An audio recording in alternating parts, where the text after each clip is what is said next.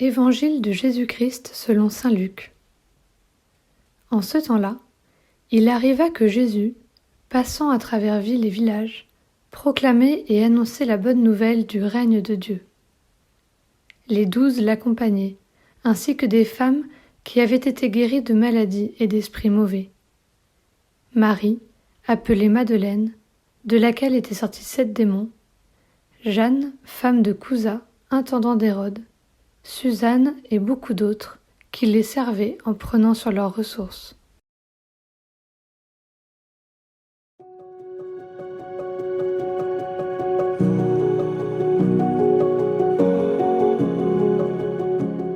Dans ce court passage, l'évangéliste saint Luc fait mention d'un groupe de femmes qui ont 2 caractéristiques complémentaires.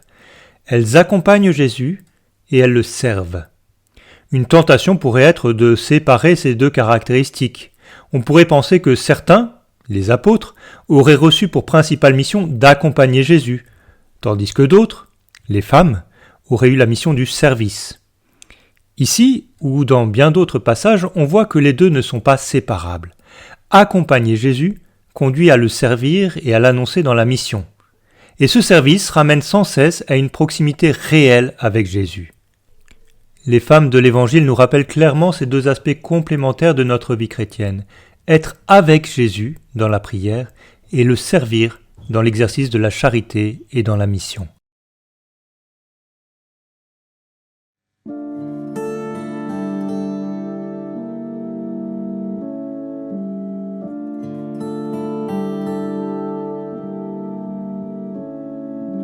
Père, Seigneur du ciel et de la terre, Père, je proclame ta louange, ce que tu as caché aux sages et aux savants.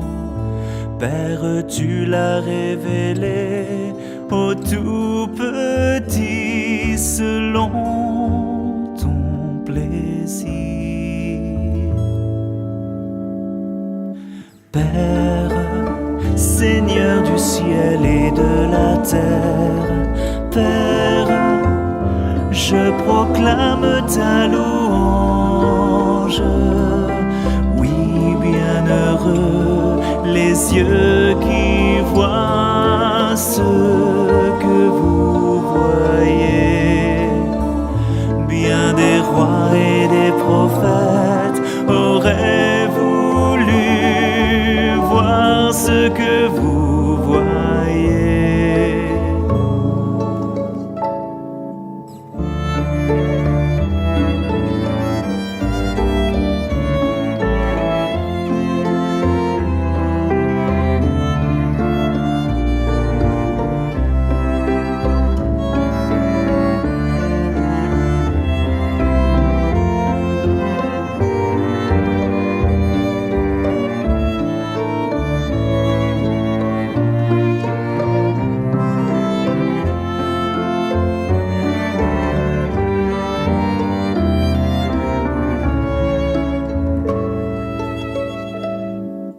Père, Seigneur du ciel et de la terre, Père, je proclame ta louange.